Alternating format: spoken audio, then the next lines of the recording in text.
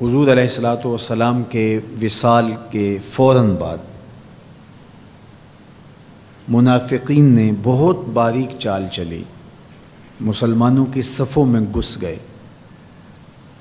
بظاہر لبادے ان کے مسلمانوں والے تھے، تو انہوں نے مسلمانوں سے کہنا شروع کر دیا، لو جی کہانی ختم ہو گئی، ساری رونقیں حضور کے دم سے تھیں، نمازیں تھیں، روزے تھے، لوگ اپنے اموال کی زکوٰۃ دیا کرتے تھے، حج کا اجتماع تھا، یہ سب کچھ ختم ہو جائے گا۔ اب کون مال خرچ کرے گا؟ کس نے جان راہ خدا میں قربان کرنی ہے؟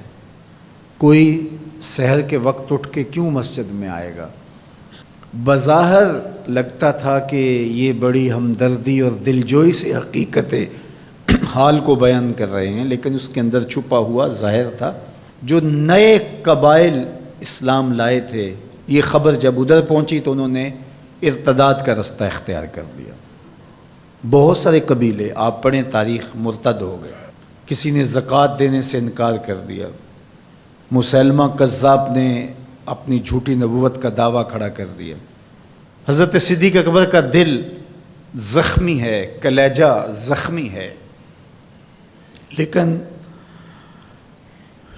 اب اس صورتحال کا جب آپ نے مشاہدہ کیا تو آپ آگے بڑھے اور ایک اونچے ٹیلے پہ کھڑے ہوئے لوگوں کو اشارہ کیا۔ لوگوں نے جناب ابو بکر رضی اللہ تعالیٰ عنہ کو دیکھا تو ادھر لپک کے آ گئے۔ تو حضرت ابو بکر صدیق رضی اللہ تعالیٰ عنہ نے مختصر خطاب کرتے ہوئے آپ نے کہا، لوگوں مجھے ایک بات بتاؤ، تم اللہ کی عبادت کرتے تھے کہ رسول اللہ کی عبادت کرتے تھے؟ لوگوں نے کہا کہ ہم اللہ کی عبادت کرتے تھے۔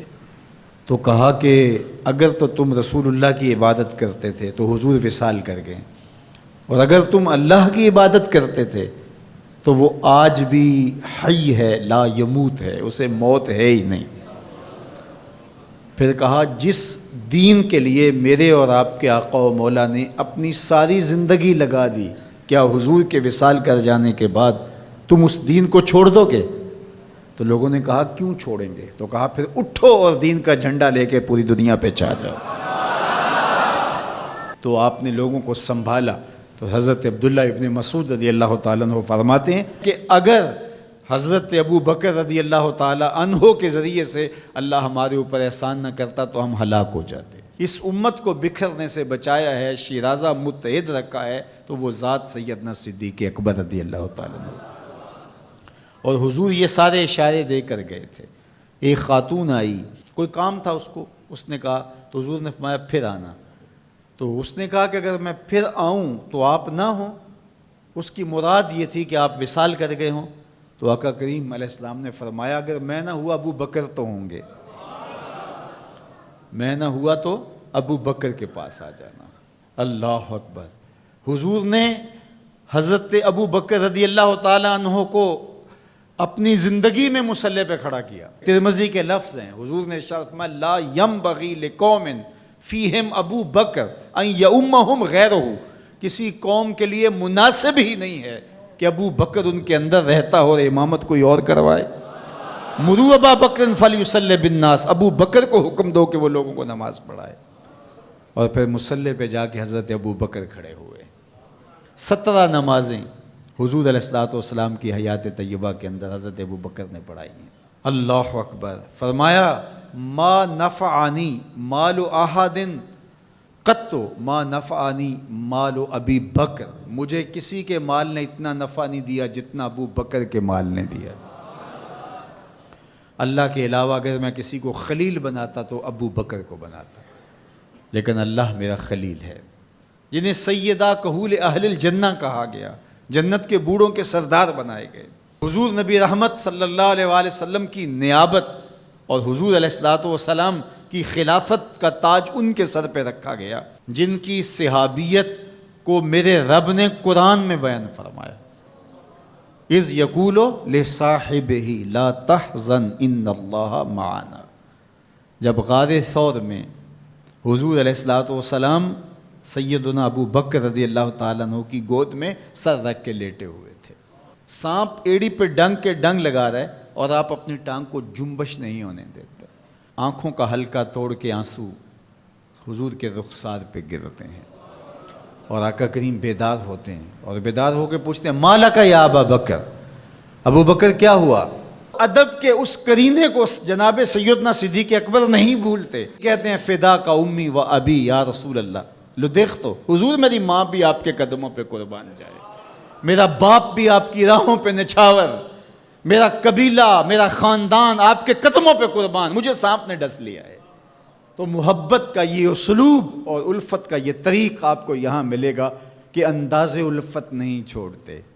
تو سانپ کا کام تو ڈسنا ہے، چاہے وہ غار میں ڈسے یا اسلام آباد میں بیٹھ کے ڈنگ لگائے، وہ تو ڈستا رہے گا، لیکن ابو بکر حضور کی محبت کے ترانے پڑھتا رہے گا۔ سیدنا صدیق اکبر کی سب سے بڑی آرزو جب پوچھی گئی تو وہ یہی تھی کہ آنکھیں میری ہوں، چہرہ حضور کا ہو، نہ چہرہ ہٹے نہ آنکھیں تھکیں، دیکھتا رہوں اور دیکھتا رہوں۔ اس واقعہ کی حکایت قرآن نے بیان کی ہے۔ اذ یقول لصاحبہ، صحابی کا ٹائٹل قرآن نے حضرت سیدنا صدیق اکبر کے نام کیا ہے، اس لیے حضرت سیدنا صدیق اکبر کی صحابیت کا انکار کفر ہے۔ جو حضرت صدیق اکبر کو کافر کہتا ہے وہ خود کافر ہے، اس لیے کہ ان کا ایمان، ان کا اسلام اور ان کی صحابیت قرآن کی قطعی نص سے ثابت ہے، اور ان لفظوں کے ساتھ ثابت ہے۔ اذ یقول لصاحبہ لا تحزن، کہا گھبرانے کی ضرورت نہیں، ان اللہ معنا، اللہ ہمارے ساتھ ہے، اللہ ہمارے ساتھ ہے۔ اور پھر کہا وَالثَّانِي اثْنَيْنِ اذْ هُمَا فِي الْغَارِ، دو میں سے دوسرا، اللہ اکبر، اللہ نے دو میں سے دوسرا کہا ہے۔ یہ شان ہے سیدنا صدیق اکبر کی، جو ثانیہ اثنین ہیں غار میں، اللہ اکبر۔ یار کہتے ہیں حضور کا سایہ نہیں تھا، لیکن جناب ابو بکر سائے کی طرح حضور کے ساتھ رہے، قبر کے بھی ساتھی، بدر کے بھی ساتھی، سفر کے بھی ساتھی، حضر کے بھی ساتھی۔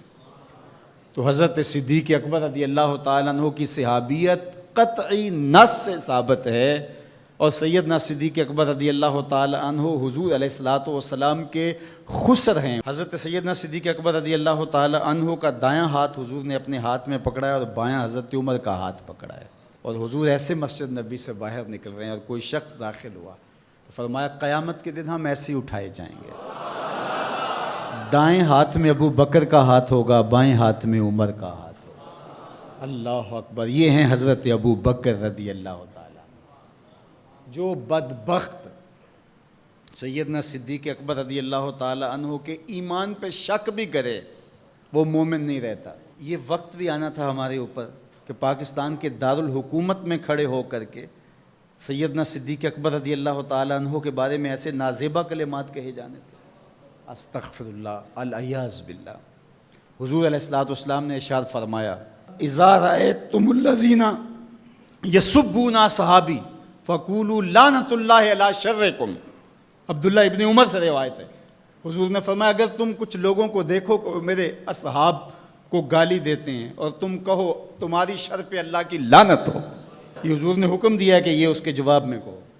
اور ایک حدیث کے لفظ ہیں، حضور علیہ السلام نے ارشاد فرمایا من سب اصحابی فعلیہ لعنت اللہ والملائکۃ والناس اجمعین، جو میرے اصحاب کو گالی دے اس پر اللہ کی بھی لعنت، فرشتوں کی بھی لعنت، اور تمام مخلوقات کی بھی لعنت۔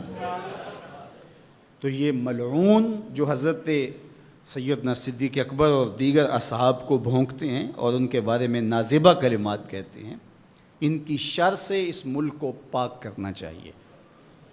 چنگاری جب بھڑکائی جاتی ہے تو پھر پورے شہر جل جاتے ہیں۔ 7-8 سال قبل کی کہانی ہمیں یاد ہے کہ کیا دردناک لمحات ہوتے تھے، روزانہ لاشیں اٹھانی پڑتی تھیں، وہ ایسے ہی ناعاقبت اندیش لوگوں کی وجہ سے ہوا۔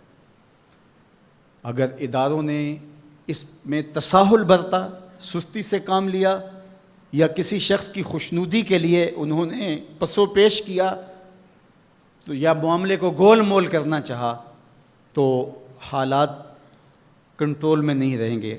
یہ بھڑکائی ہوئی آگ ملک کو خاکستر بنا سکتی ہے۔